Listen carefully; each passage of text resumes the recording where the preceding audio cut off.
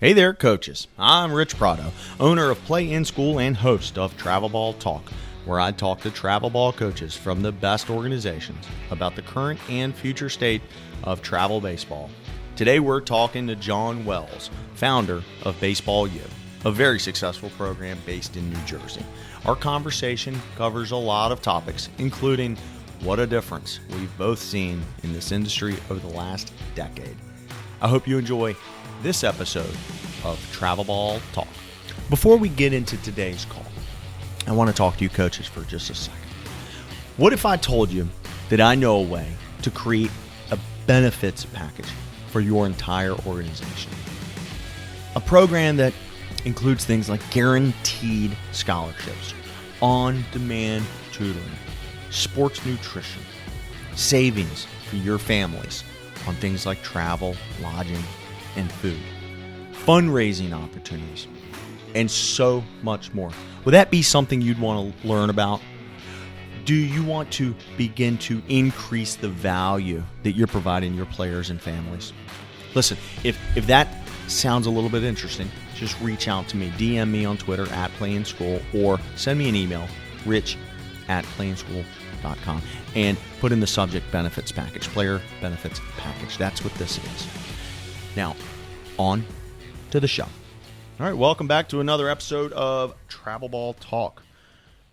This past week, we had a guy named Rich Graham on, a buddy of mine from down here in Richmond, Virginia. And the first thing I got was a text from one of his friends going, "Hey, Graham gave me a shout out. I got to return the favor. When can we get you on?" So, to be honest with you, today's guest was going to be one of the maybe the top 10 guests early on when we first started. But I had technical difficulties.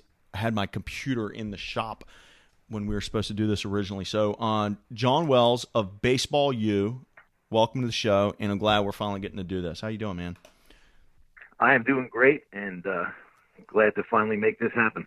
So, for the listeners at home, Baseball U is what I would describe as a sort of perennial power, headquartered, based in the New Jersey, kind of down the shore areas where John is currently sitting, but with baseball players kind of ranging from a handful of different states. John, will you just kind of walk us back a little bit, just for myself, really, as well as people listening at home? Give us your short bio, and then talk about where this idea for Baseball U came from, when it came to you, how give us that foundation story, if you will. Sure. So I was doing college baseball at a junior college, Brookdale Community College, which is known throughout the country. That's where I went to school, and it's been a junior college powerhouse for many years. And Coach Johnson asked me to help him out back in 2001. So once I started the college there, we went to 8 World Series. I was there 8 years, and we went to 5 World Series. And, I thought I would never get back into the high school end of baseball. I liked the college end of it too much. And then in 2005, I helped out another organization in the fall around here. And then it kind of led into in 2006, I started up Baseball U.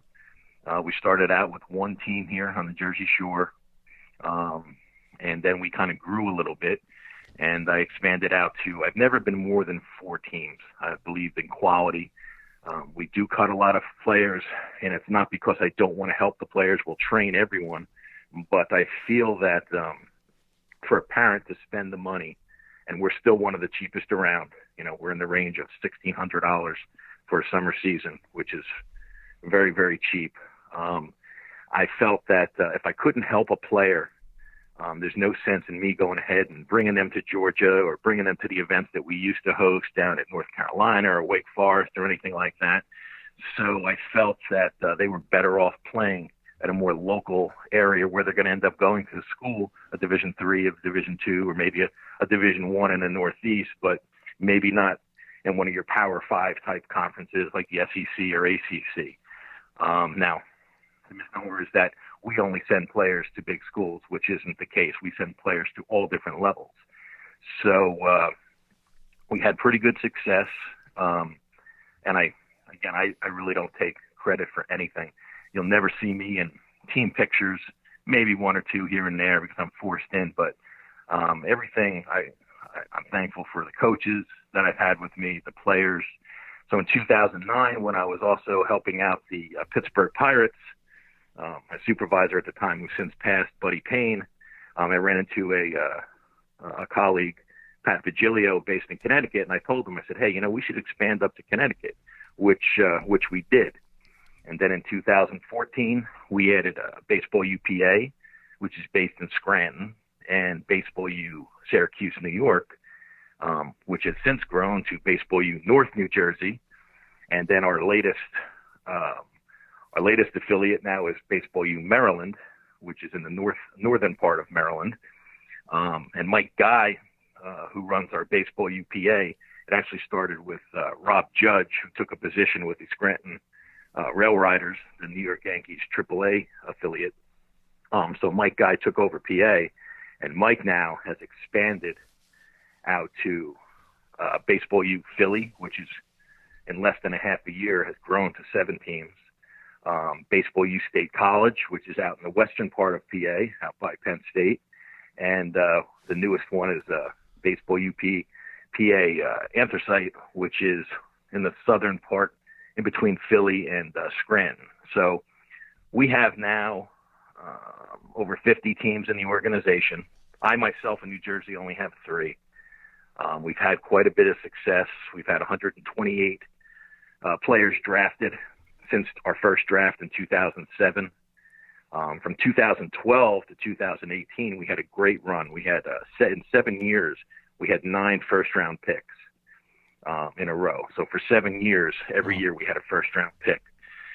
So we've had 11 players that have went on to play in the big leagues, and a lot more guys that are knocking at the door. Most people are pretty familiar with Alex Kirilloff, who was a first-round pick of the Minnesota Twins, who got a major league invite this year. So, we've done a pretty good job here in the Northeast.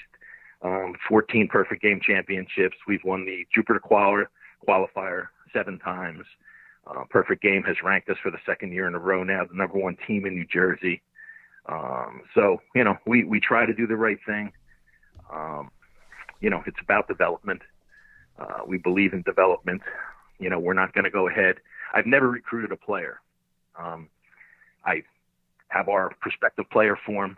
Anyone that fills out a prospective player form, I'll then go ahead and reach out to them. But I'm not going to high schools. I'm not going to this event to go ahead and recruit a player to come play for us. It's not how we kind of work things.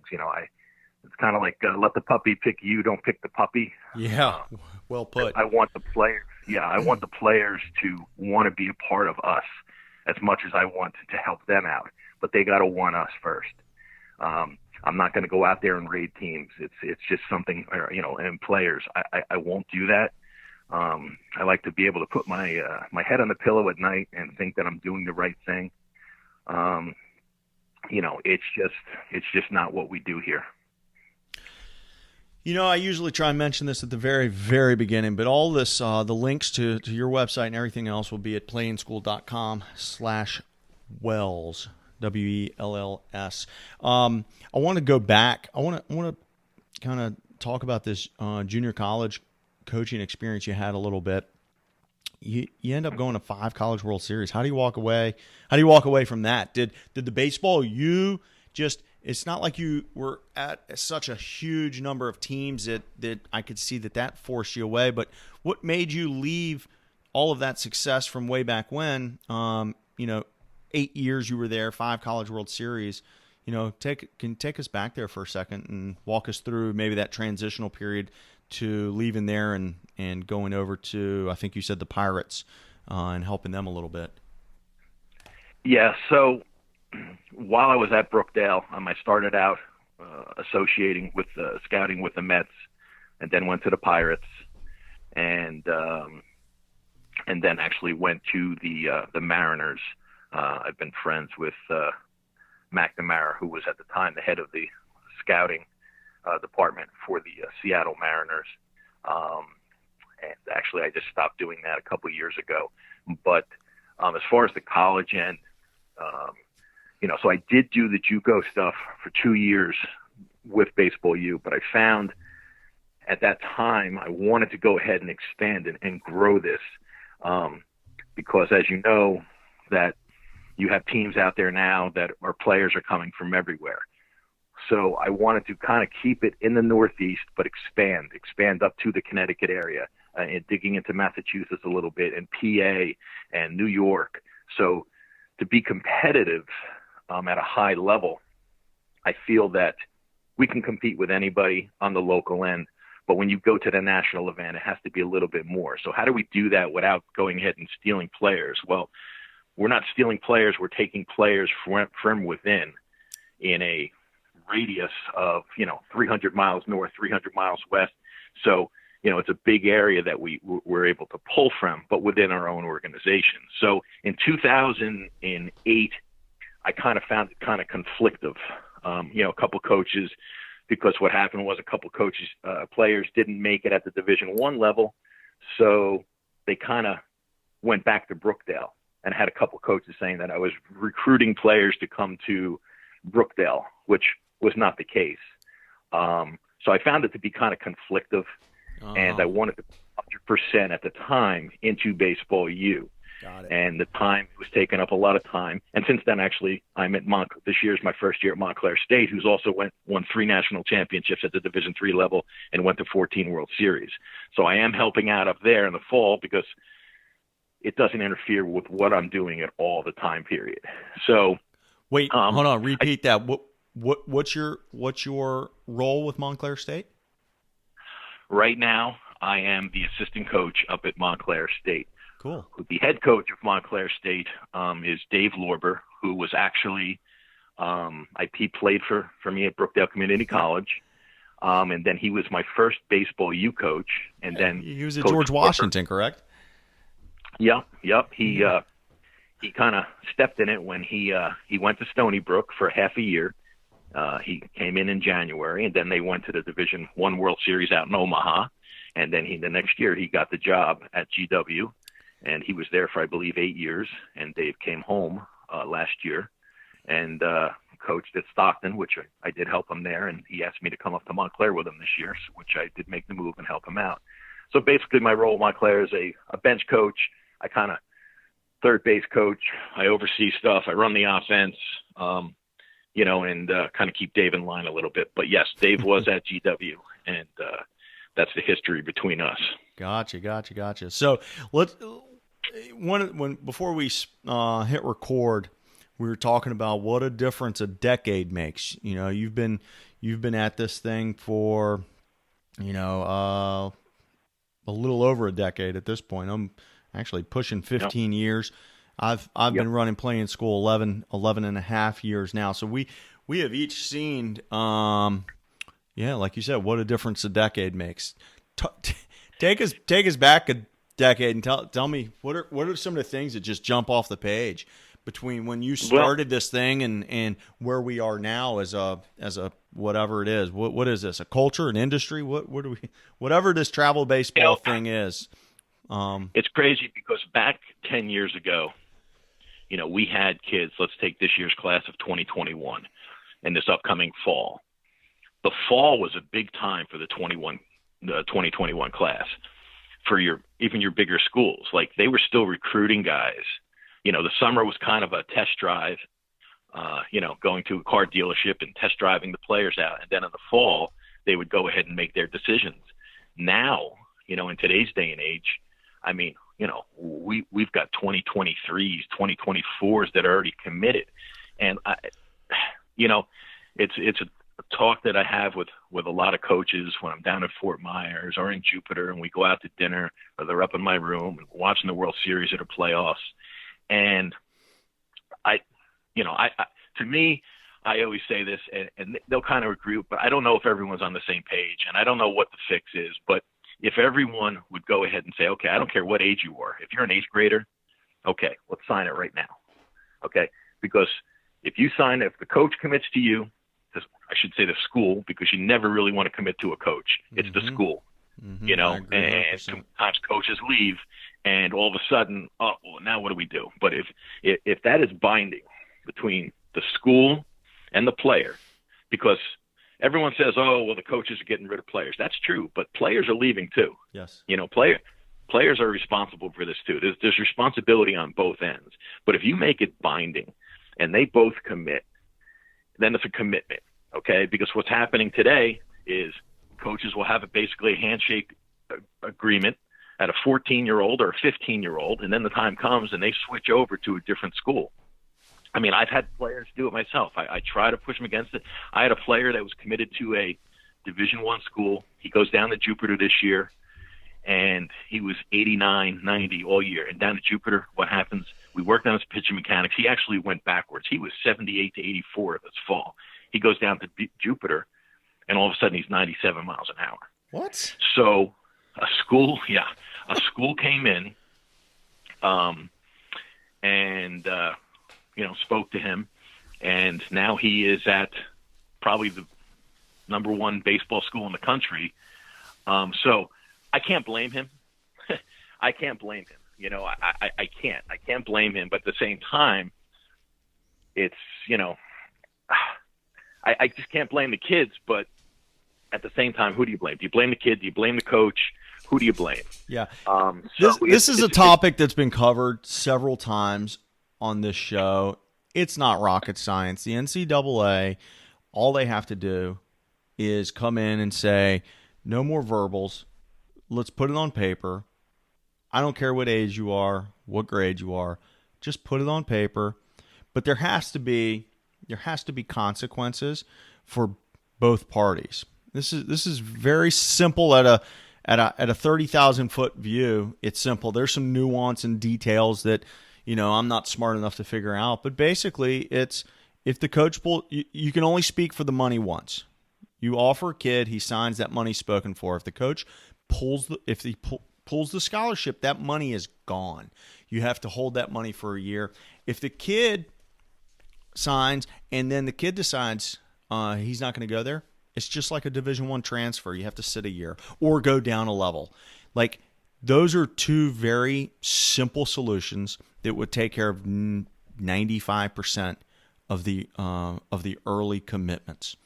Like, if you're 6'4" left-handed and throw 90 in the 7th grade, I have no problem with you committing to a school, especially if that's your dream school. Mom and dad both went there, and they're College World Series contender with great academics. Cool, commit there. I don't have any problem with that, but I have a problem when you commit somewhere and then 2 years later you jump ship. I have a problem when you commit somewhere and the coach pulls your scholarship because they made a bad decision 2 years ago. Right. You know what I mean? It's again, I see both ends of it. Yeah. But the bottom line is, why are we recruiting kids that are 14, 15 years old? I mean, I like to think I have a pretty good eye, right? And you can kind of project out. But I've had kids that were 6'2", and they didn't pan out, whether it was through injury or whatever, to be at that high level. Now, if you're the bottom line is, like, if you're that good, and the problem is the coaches are just over recruiting, not that special kid, but that kid they think is going to be good, and then he doesn't pan out, and then they want to kind of back out of the deal. Well, I mean, you've got guys. I mean, look at it this way: you've got a junior in college that's getting $1 million+ signing bonuses, $800,000 signing bonuses, and a lot of those guys don't make it past AA. Like, So what are we doing? How are you going to recruit? And that's a kid that's 20, 21 years old. Yeah. So how are we doing? How are we trying to project a 14-year-old on what he's going to be? I agree. Listen, I've never been a college baseball coach. I don't plan on being a college baseball coach. But if my job were on the line, I'm going to wait. I'm going to wait because the longer I wait, the surer the bet is. And if I'm not sure on a high school kid, who's easier to be sure on is a JUCO kid. Who's got 200 ABs against college pitching, not against high school pitching. So, like, I don't think there is a negative in waiting. Just wait, be patient, make sure that you're about to commit, a big percentage of what little money you have to a kid. You want to make sure, you want to hedge your bet as best as possible. And when you're throwing offers out to 14-year-old kids, listen, if you're a top 5 program in the country and you miss on a kid, no big deal, because the next kid behind him is going to be pretty good. But when you're mid-major and you miss on a kid, it crushes you. It crushes you. Yeah, I don't think that the top program – I had a conversation, 7 years ago, with a top team that went to several College World Series, and they said, we're never going to – not us. We're never going to do this. We're never going to do this. But when you have that team that's finishing 8th, 9th, 10th in the conference every year, they're the ones that are going to take that chance because they have to. Yeah, rolling the dice. And then what's going to happen is your top team say, well, we're losing out on these guys, so now we have to. Yeah. So it's just, when does it stop? Is it going to go 8th grade? Are people – I was joking with a coach 2 years ago because we had 3 teams that are in our organization between Connecticut and 2 here in New Jersey that went, and 1 in Staten Island, that went to the World Series back-to-back years in Williamsport as 12-year-olds. And I sent a video joking of one of our kids. I'm like, what do you think? Oh. Coach actually said to me, he's like, I like it. Yeah, like, I know. Here we are in the World Series. Like, when do we stop? Like, I know. There has to be something done, and I don't know when it's going to happen. And I'm not really even sure the NCAA cares to do anything. So that's just it. That's just it. If they were that concerned about that, then putting in a very simple rule like this cleans it all up. I don't think they care. I think it feels like baseball's sort of the redheaded, stepchild. I don't know if that's PC to say on the air or not. No offense to all you redheaded stepchildren out there. But yeah, it doesn't feel like NCAA cares about this topic. Meanwhile, it's causing, if you're at a top school, you have to recruit basically like five grad years simultaneously. I can't imagine the headache that is. We used to run a winter camp. That was a great winter camp in January, early February, where we used to invite college coaches, pay them as staff, and they used to come up from North Carolina and Virginia, and used to invite Notre Dame in and everything, and the players used to come. But then there were some schools that didn't want to come, and then they complained, so they took that out, where college coaches couldn't go off until, the certain date, whatever it is, March 1st or whatever, to go out. So, they took that away from us because a lot of coaches didn't want to come up from the South, come to our event, and we weren't the only event. There was Tri-State Arsenal ran an event just like it. So that's been taken away from us too. So, and now with the new recruiting stuff, the new recruiting deadlines that have been added in, it's, well, we're in the World Series. So, well, that's great. You're in the World Series. That should be helping you recruit. Make the calls from out there and say, hey, we're in the College World Series. Watch us on TV. That's good enough advertising. In baseball, when you finish first, you're picking last in the draft. It kind of evens the playing field out somewhat. Yeah. But I don't know. I when I first got into this, I really liked it, and I've liked it less the past couple of years, to be honest with you. Liked which part? What do you mean? What do you mean specifically? Just the whole process.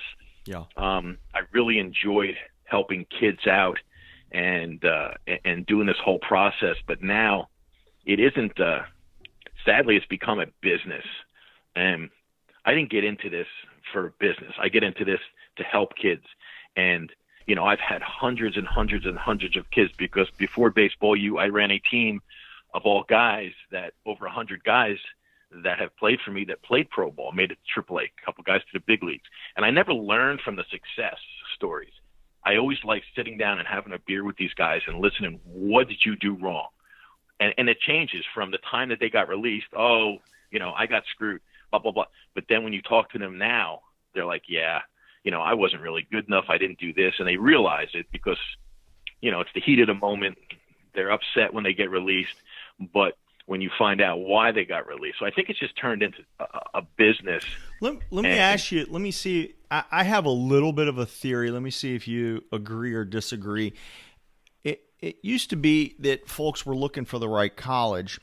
And now, and I love Twitter. I'm on Twitter as much as anybody, but it feels like kids are racing to make a decision so they can post it on Twitter. Do you Yep. do you think that has impact? Is that part of why maybe you have this bad taste in your mouth over the last couple of years of this thing? Well, social media has changed the world for sure, and baseball is a part of it. And unfortunately, you have kids making rushed decisions. When I was 14, I couldn't tell you what I wanted to be or what I wanted to do. 100%. Like, gosh, I mean, I can't imagine them knowing, oh, this is what I want to major in, and this is, like you think you want to do a lot of things.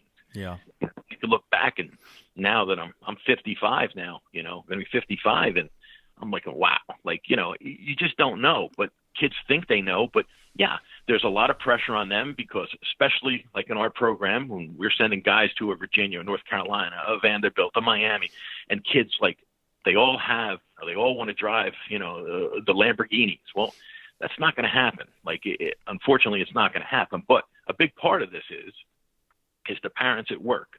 They'll get a general camp letter. So they're at the coffee pot or the water cooler, and they're talking to their coworkers, and they're saying, well, my son's being recruited by UVA, UNC, ODU, whoever. And it's just a general camp letter, guys. Like, you're not being recruited by them. But they put themselves in a corner that they don't want to accept the fact that maybe their son's a D2, a D3, maybe a JUCO player. And there's nothing wrong with that. But I think people are picking the school because of baseball. The one thing I sit down with my parents and I tell my players, I say, first thing is visit the school, right? And don't visit it during the summer. Visit it when school's actually in, because you can go down to, a school or up to a school in the Northeast, and if everything's green, well, what's it like during the winter? Yeah. Do they have 6 inches of snow? Yeah. Is it freezing? Like, visit the school when they're in there, okay? And if you like the school, okay, let's take the next step. Because if you don't like the environment that you're in, they say you can't take a city kid and put him in the country. A lot of times you can't take a country kid and put him into the city. Well, if that's the case, then your grades are going to suffer. And if your grades suffer, you might be ineligible and you're going to be unhappy come around January. This is football where you're starting up in August. Baseball, you're the last. You're never going to go on a spring break. That's another thing I tell my kids. Understand this, guys. They're talking about spring break. I said, you as a baseball player are never going to go to Daytona Beach. Never. You're never going to go to Mexico. You're not going to Cancun. Like, that's not the life of a baseball player. Okay. You will never experience that. Okay. There's other things that you're going to experience, but you're not going to experience that. So if you can't come to that realization, then get out of the game now. Like, play it just for fun and don't worry about travel baseball, And I just think that the parents put, D1, D1, D1, D1, D1. And then in the fall, they come to that realization sometimes, not all the times, but, hey, maybe I better look into this option and this option, which aren't bad options, which really aren't. But, don't put yourself in a situation where you're going to school because of baseball and you're not going to like it, and maybe the academics are too high for you. Maybe you scored really well on the SAT, but your grades are maybe, B's and C pluses, and you're going to struggle at a school, for 4 years. So I think it's got to be a fit. Think of the baseball, don't think of the baseball end as first. Think of the school. You really want to be there, because they also don't realize that you're going to be in school the whole year. You might come home for Thanksgiving, maybe. You might come home for Christmas break. And then when school's over, you're home for a week? And then you're going to summer ball. Yeah. How often are you going to be home? You're spending way more time at this school. That is your home for 4 years, at least 3 if you get drafted. So there's so many things that I think people just make harsh decisions, and it's unfortunate. And I try to keep my players and parents grounded as much as I can. And often they think that I'm being, often people just want to be told what they want to hear, and they're never going to hear that from me. Yeah. And because of that, I've lost many good players that have never come this way, because I am brutally honest with them. From day one, I'm honest with them, and I think that's the only way to be. The good thing is there's not a lot of bad choices at this level, right? It's not like we're choosing between, some beautiful school and some school that's crumbling down. They're pretty much all good choices. But when you're going to be making arguably the biggest investment, or for I would say the average American family, this is probably the second largest financial decision behind their home, behind paying, purchasing a home. You don't want to just choose between somewhere that you can just fit in and get along. You want to choose the best for you, right? So that country kid, yeah, he goes to a city school, he'll get by. But if you're going to drop $200,000 to do it, do you really want to just get by, or do you want to go to the place where you're going to thrive? And that difference is often clouded by the baseball piece. And you've seen it, and I've seen it, where, at the end of the day, let's call it what it is. A 25-year-old recruiting coordinator ends up kind of making the decision for the family where they're going to spend $100,000 to $200,000 because they like the kid's swing, and the family just sort of goes along with that for fear of, perhaps missing out on or not having the confidence that something else is coming down the line. And could you imagine that being how you choose to spend $200,000 because some young guy tells you that's that they like you? Like, man, we're here in the Northeast, where I live, and a lot of our players and all our organizations. So we have the New York City market, and we've got Philadelphia, two of your biggest markets in the country. Yeah. And I say, hey, if you're going to go ahead, all right, you're a 14-year-old. Where do you want to work? Do you want to work? Well, I'd like to get a job in the city, or it doesn't matter, 14, 15, 16, 17. I'd like to get a job in the city, or, okay, then why are we going down to a smaller school, I don't know, in South Carolina or whatever it might be? Listen, because you know what? You can go to a Fordham, if you got grades, you can go to a Columbia, whatever it might be in the Northeast, because we have a lot of high academic schools up here in the Northeast. So when you're internships, you can get an internship in New York City and in Philly, okay? And those resumes come in when you're getting a job, and they see a Fordham, or whatever, a Fairfield, if it's a Rutgers, there's going to be more alumni-based. So they're going to put your resume on the top, as opposed to a school in South Carolina or Georgia that they really never heard of. I mean, they heard of it, but, it's about the work as well. So I think there's benefit for a lot of our kids that aren't the high level type player. Yeah. I'm not talking about guys that we've had in the past, your Mike Pappies, your Joe McCarthy's that went to UB. I get it. Jake McCarthy, I get it. But there's some benefit to staying up here if you want to stay up here. If you want to live down there, I get it. That's fine. You want to work in Charlotte, and okay.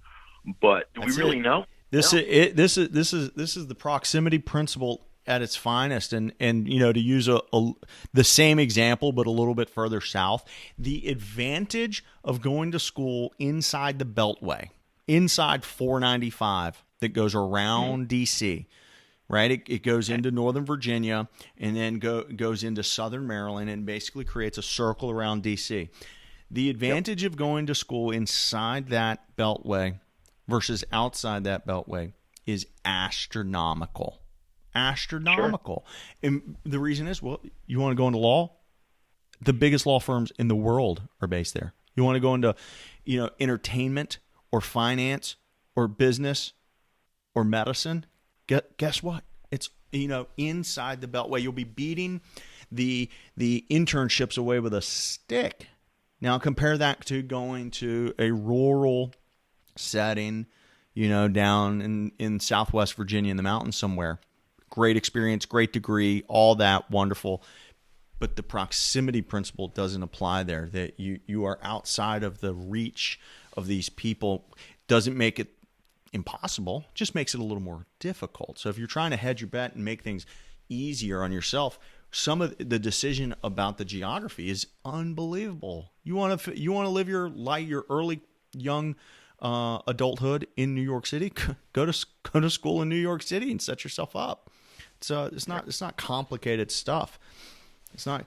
People, when they add the baseball component to this process, it feels like the stadium lights are shining in their eyes, and they overcomplicate these things often.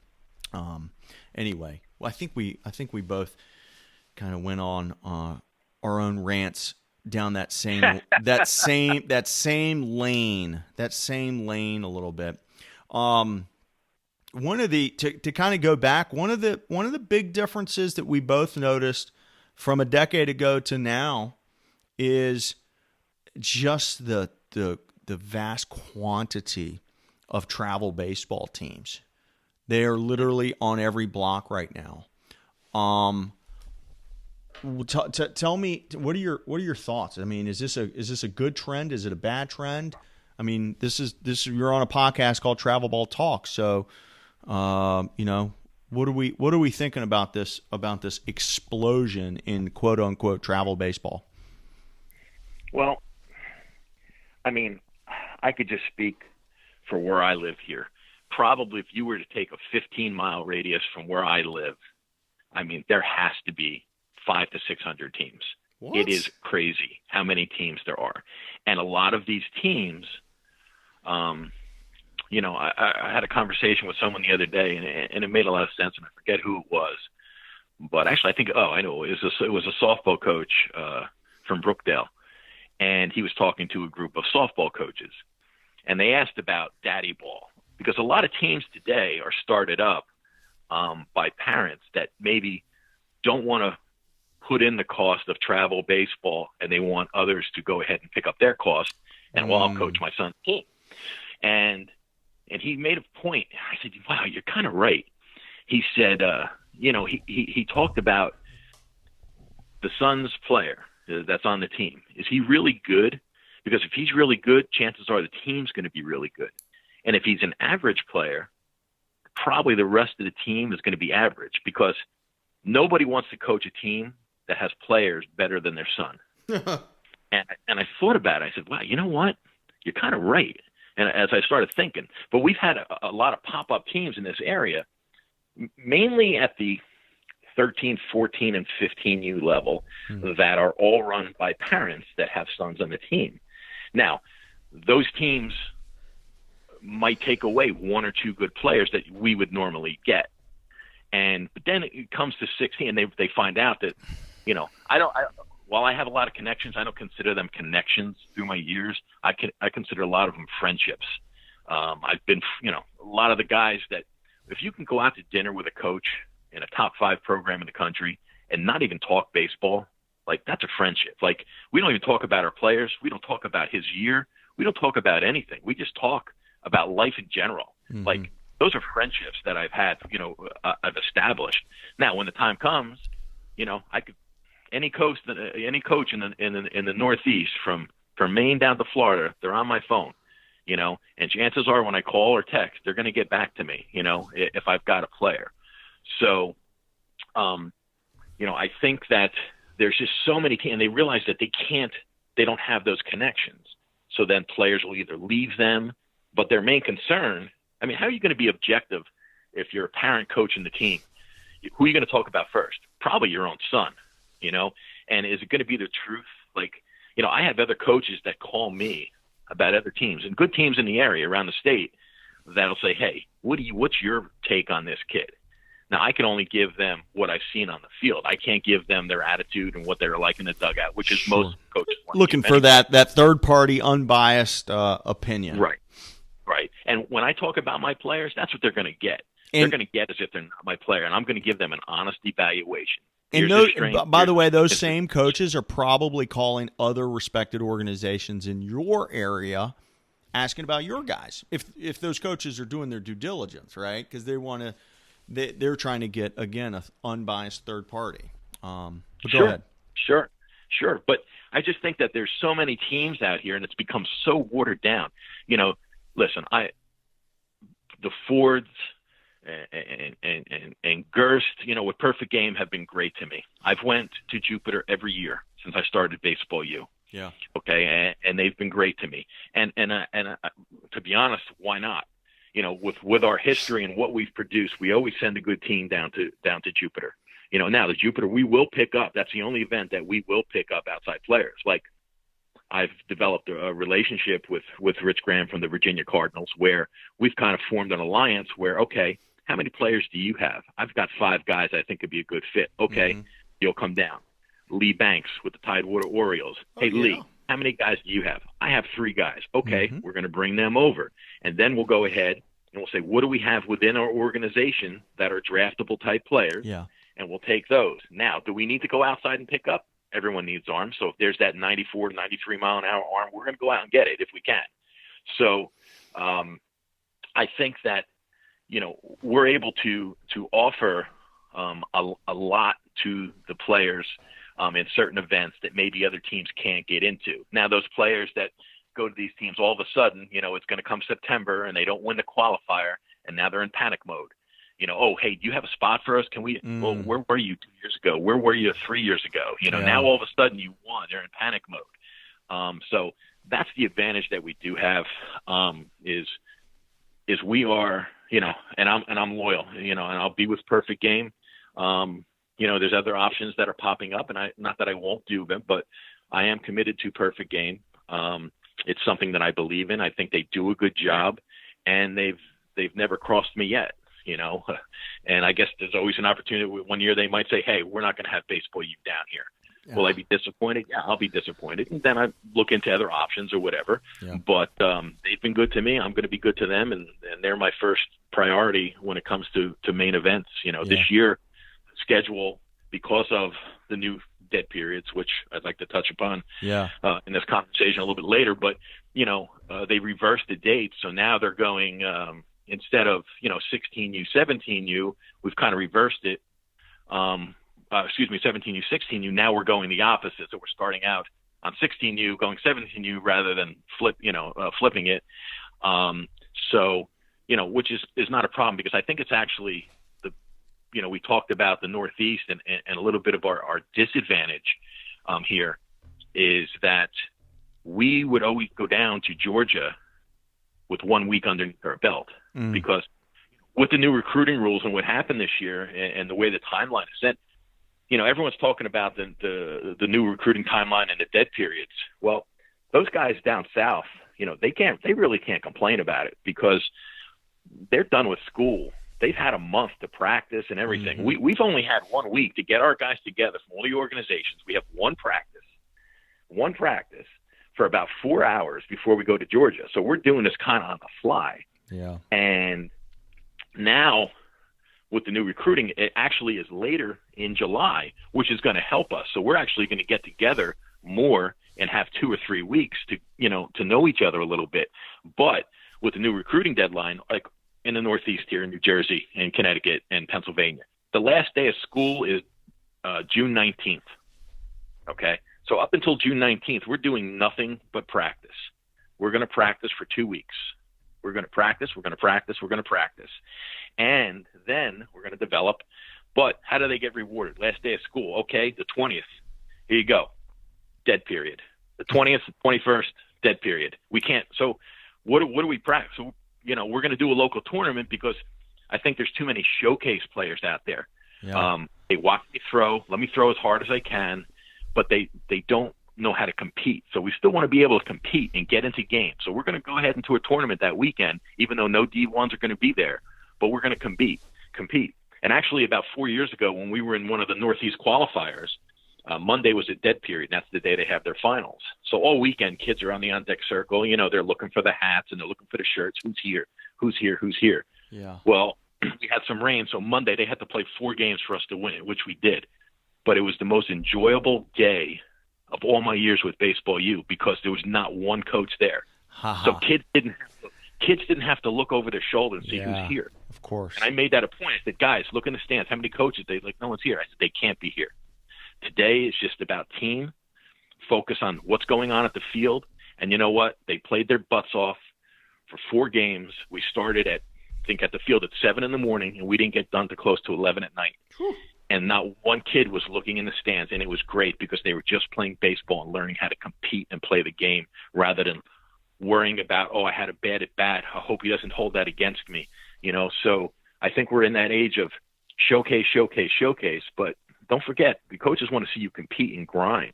And I always tell our players there's a lot of success and failure.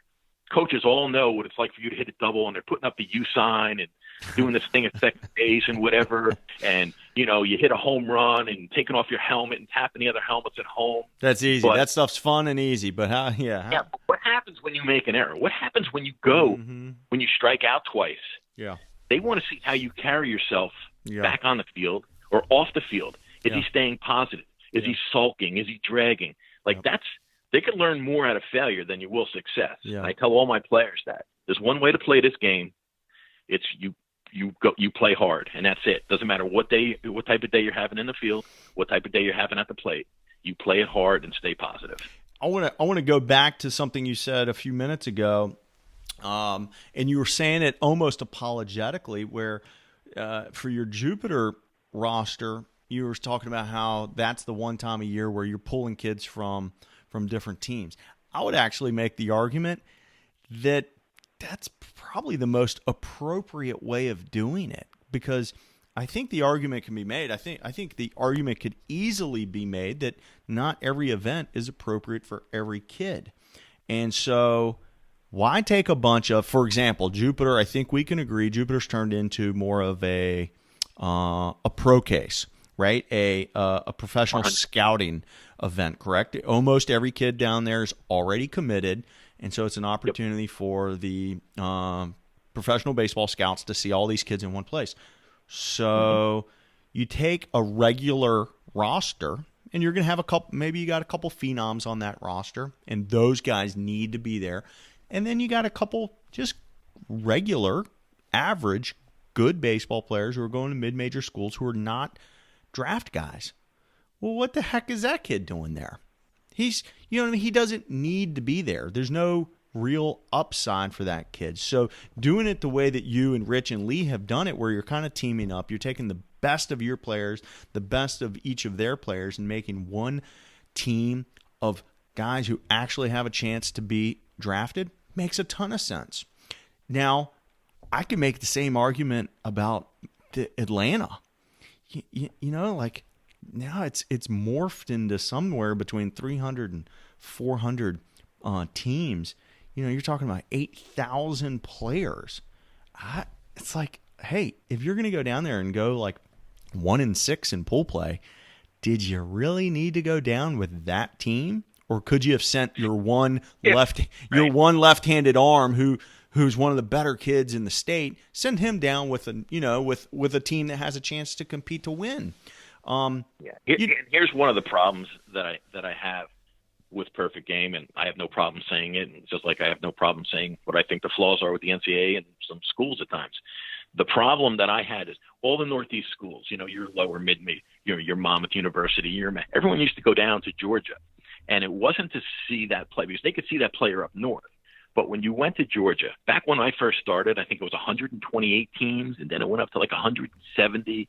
Okay. And you didn't have teams that had 8 teams down there, 7 teams in this organization. Right. It was basically 1 or 2 teams, and that was it. But what they got to see, the Northeast coaches got to see those mid players, those average type players, was compete against college type pitching. Now, when you go down there, you're going to face some kids throwing 72 miles an hour. Like, absolutely. What are they getting out of that? So they used to go down there to see them face the better pitching, to better judge how is this kid going to face 87 to 92, okay, and get a better judgment on the swing. So they're not necessarily seeing that all the time, especially in bracket play. You're always going to have your 1-2 teams, and you're going to see that arm. Now, we used to sneak up when we first started back in 2007 and 2006, 7 and 8. Teams really didn't know us. So we used to see the bottom line pitching.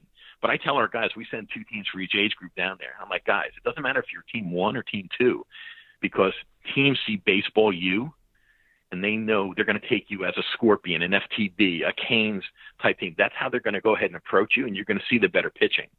So don't get disheartened, by that. You're going to see, but that's a good thing, That's a good thing. When I used to run my own events, back when recruiting for the 21 class, I used to go to UNC and run an event, Wake Forest and run an event. And we had 8 teams. And those 8 teams used to be, and parents used to say, why did you put us in the bracket with the Canes, the Dirtbags, the Virginia Cardinals? Like, what are you doing? Like, well, no, we want to face the best to prep us, and the coaches want to see you face the best. I don't care if we go 0-3 in bracket here, which we didn't, but if we did, like, we're facing the best to prepare yourself because that's what lies ahead. We have a saying, and it's kind of our quote for the organization: scholarships are more important than trophies. And the day I deviate from that is the day I'm probably going to, stop Baseball U, because when we do the local end, you can go up to Diamond Nation, which is our big venue up here in the Northeast. So Diamond Nation, you're playing at Diamond Nation, but we can have 8 to 10 teams from Maryland, Baseball U, New Jersey, North New Jersey, PA, and they're all on different fields at any given time of the day. Now, one year we said, okay, let's combine all the best players and let's enter this event. Well, we played an event up at Diamond Nation. Okay, we ruled every team, and no game went past 3.5 innings. Oh. So when people see, and that was like a waste of money as well, and plus we weren't getting our pitchers innings. So I said I would never do that again. So when you see a team up at Diamond Nation going 2-1, and this team went 4-1, and this team went here, but if you took the best players off of those teams and made one team, we would be super highly competitive. Yeah. And we'd be very hard to beat. But it's not what we're about. Let the organizations, the PAs and this and everyone, Philly and North New Jersey, will go with our own players. We'll be competitive. We may not win a bracket or the tournament, but who cares? Because no one's going to be there at 11 o'clock at night anyway, up at Diamond Nation when you're finishing up these events. But we're getting the players reps. We're teaching them the game. The college coaches are getting to see what they need to see. It isn't always about winning. Yeah, we want to win. I'm one of the most competitive people you ever meet. When my son was growing up, I used to play Madden with him, and he's 9, 10, 11, and I'm kicking his butt, right? Well, what did he do? He went in his room, he practiced Madden, he came back, he beat the pants off me, and I never played him again. But he learned that, hey, you know what, I'm going to work hard at this. I don't want my dad to continue to beat me. He could have just said, oh, I'm not going to play again. I took that route, but that wasn't him, Mm-hmm. So, I just think that, it's not all about winning. You develop. Okay, I don't have that many teams myself in my own organization here in New Jersey. This year we have 3 teams, 2 at the younger age and 1 at the upper age level. But I want to be able to know all my players. What are they good at? What are they bad at? If I go to 6, 7, 8, 9 teams, I'm not going to be able to tell a coach what he's like in the dugout. I want to know my players. That's important. That's what people are signing up for. Like, my coaches might get feedback, but the bottom line is the coaches are calling me up and saying, what do I think? What do I think? What do I think? So it's important that you know your players. If you're an organization with a ton of teams, they're not going to know who you are. It's just not. It's impossible. So I want to be able to know my players, know their strengths, know their weaknesses, both athletically and mentally on the field. Yeah, I think that's huge. I've changed my tune. I used to not be a big fan of the organizations with the C, D, E, F, and G teams. I'm okay with them now. I've changed my opinion because my thoughts are the kid's going to play somewhere. Okay. Sure. Just because you have one team in an age group doesn't mean he's not going to go somewhere else. He's going to go. So if you are an organization with a G and H team at every age group, the way I sort of frame it is that you're giving that kid an opportunity as long as you're up front with him and mom and dad understand that the G team has different expectations than the A team. As long as that is clear, then I don't have any problem with it. If the parent on the G team thinks that they are equivalent to the A player, to the A team, then that's an issue. That's a major issue. But that being said, if you're the organization with, A, B, C, D, E, F, and G at each age group, there's no way in the world the guy who is the guy running the organization knows every player. It's an impossibility. It's an impossibility. No. And so I respect. Again, I don't think I think the players know where they're at. It's the parents. Oh, 100%. 100%. Because people say, well, okay, they stopped you from doing the Division I showcase, but how about if you do a Division III? Okay. If I was to do a Division III showcase, coming up. Nobody signs up. No, let's be honest. Nobody signs up. Because they don't believe that they're Division III. Now, if I was to hold this in October, sure, I'd probably sell out. Boom. You would Like, you would now sell they're out with panic seniors, but the juniors and sophomores who are Right, absolutely exactly. D3 guys won't go. They won't go. So I think there's a time, a place for everything, and there's same thing with baseball. There's an organization for everyone out there, and I also believe that if you're really a baseball player and you're willing to accept going to a lower school for the academics, I also believe that. I mean, I could only speak for myself here in New Jersey. Okay, since 2006, every player that has finished with us through his senior year. Okay, we don't have once they, we don't have next year like this year. We don't have a 2020 team. We don't. I tell those kids to go to school, whatever. But every player that has finished out with us, only 11 kids since 2006 have not went on to college to play baseball. And I would say out of those 11 kids, probably 7 or 8 of them did it because they just didn't want to play baseball anymore and they wanted to be an engineer or something like that. They wanted to focus on their school, or be a doctor, and which is pretty tough to do if you're going to play. It's hard. No, it's just hard. I would never begrudge a kid. I would never second guess a kid or a family who has a choice between a lower end baseball program with a poor fit academic situation and a social environment where he's not going to thrive, to choose a school that everything works. He just can't play on that baseball program. I got no problem with that. As a matter of fact, I respect that kid maybe even more. Because that's, listen, we all hang it up eventually. And you gotta make choices at times, and sometimes that's going to involve knowing that baseball's come to an end because I've got an academic, social, I tell all the kids that baseball's a train ride. What stop are we getting off? Are we getting off at the first stop? Which means whatever after Little League, T-ball, Little League, high school baseball, college. A-ball, AA. And I've had guys that have come in that have played in the big leagues and that are now retired. And I tell all the guys, I said, here's a guy right here. He failed in the game. Well, what do you mean, coach? He made it to the big leagues. Well, he didn't make it to the Hall of Fame. Because the bottom line, that's where the train ride stops, is the Hall of Fame. If you didn't make it to the Hall of Fame, then you didn't make it all the way. And how many people really do that? Yeah, that's absolutely right. The reality is, listen, Mike Trout will stop playing baseball one day. But he will one day not be a baseball player. Eventually he's going to be just like the rest of us. And he's as good as it gets. He's the best in the business. Listen, we're running, short on time, at least for the length I like to keep these. So I want to ask you maybe a couple last questions. The one is the one I ask everybody.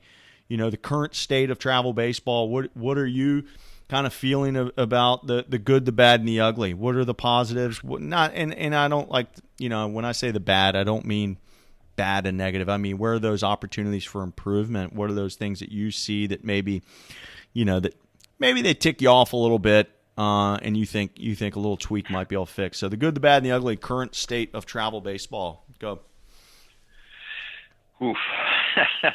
Well, the good is, I can only speak for the Northeast. The Northeast has come a long way, and I always apologize to the Rutgers and the Seton Halls and the St. John's, those type of teams, the Connecticut UConns up here, that because what travel ball has created has brought opportunities for these players to go down south, which isn't a bad thing. Sure. Because there are plenty of players up here, both travel and in college, that are getting seen more and more because of what we've created through the training, year-round training, or whatever it might be, and the opportunities and the new facilities and everything. So, but it has hurt recruiting for those schools because more and more players are going down south. My first team in 2006, or graduation class of 2007, a lot of those guys would have, in today's day and age, been down south playing, no doubt about it.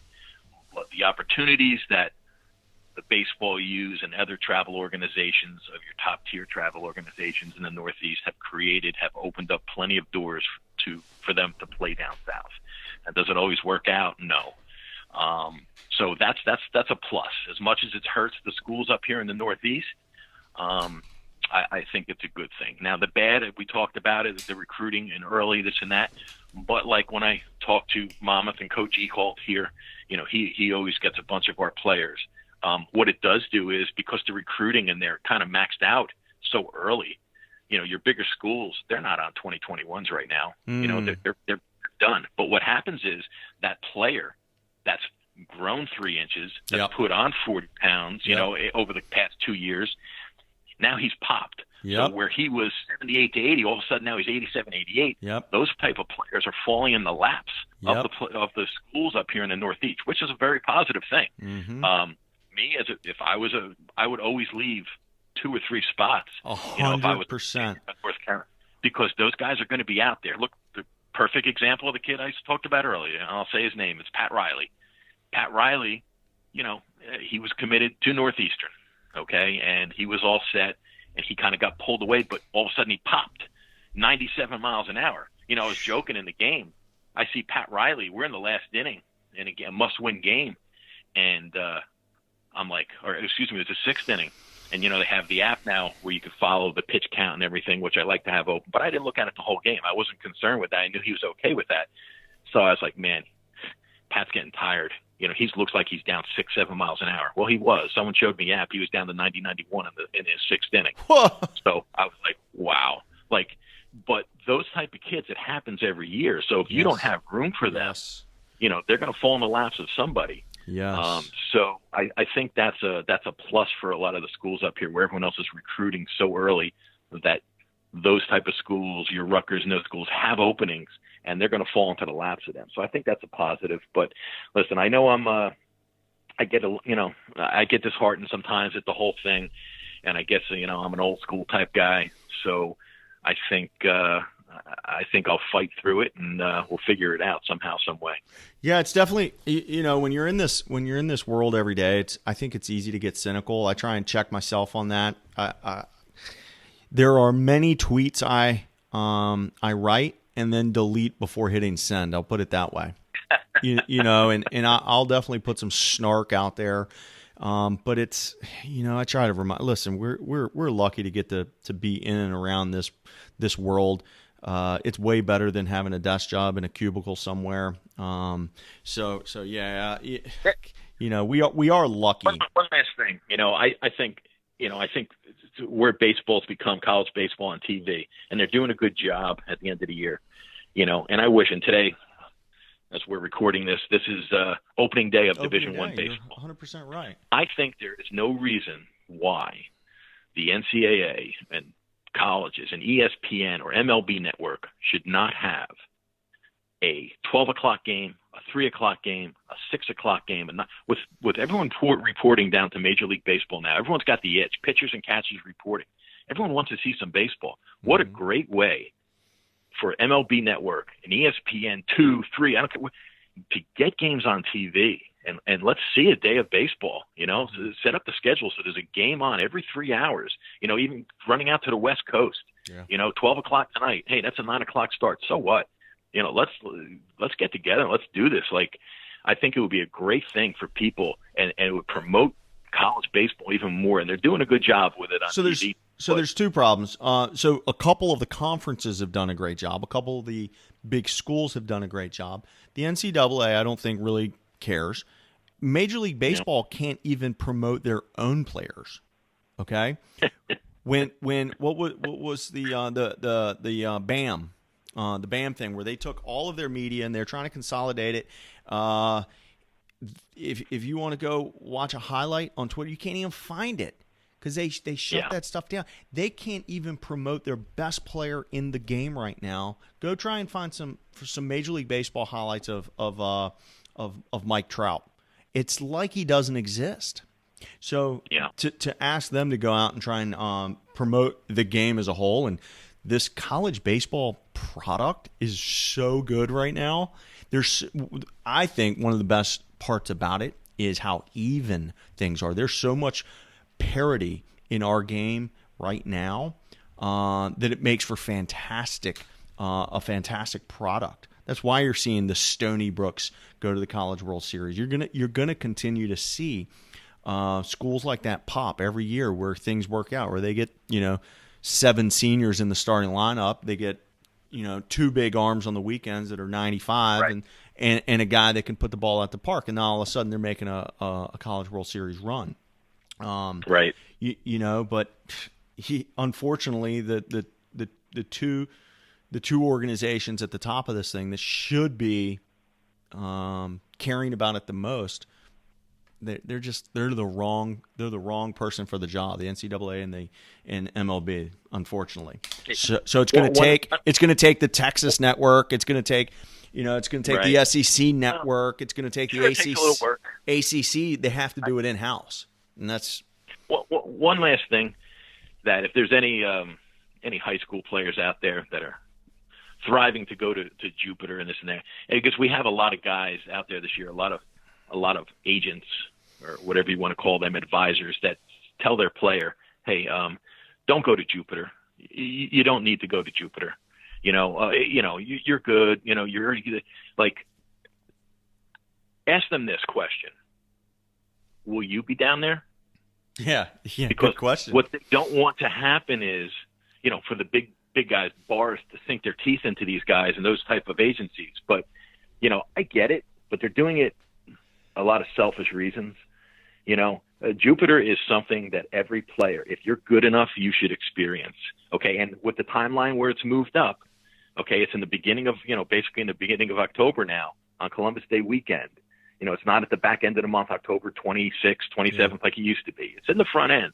Like, I would tell every high school player, if you can go. Yeah. Okay? Because I guarantee you that advisor that you have that is telling you not to go will be there. Mark my word. Awesome. Listen, we'll end it there, man. I've enjoyed this. This is a lot of fun for anybody who's still listening. This link, the links over to Baseball U and to the Baseball U Twitter page and everything else will be at playinschool.com/Wells. John, appreciate you coming on. It only took us a year to finally get this thing set up, man. So I appreciate your patience. What you don't know is that my main computer is actually back in the shop, and I had to do a last minute rearrange and software update. Literally 45 minutes before this call went live I'm glad you did it. I'm sitting here looking, going, oh, shit, I got the wrong computer here. I said, but he's not going to let me live this down. He won't let me live it down if I call him and tell him it's in the shop. He'll never believe it. So, all right, man, I appreciate it. We'll talk soon. All right, thank you. Take care. I'm having so much fun bringing these shows to you each week. If you'd like to recommend a coach for the show, please don't hesitate to shoot me a note at rich@playinschool.com or DM me on Twitter @playinschool. Again, my name is Rich Prado. I'm the founder of Play in School. My goal is to continue to create products and services that add value to you, the travel ball coaches, your players, and their parents. Visit playinschool.com to see some of the ways we're doing that. Or better yet, let's set up a call. Until next time, thank you for listening to Travel Ball Talk.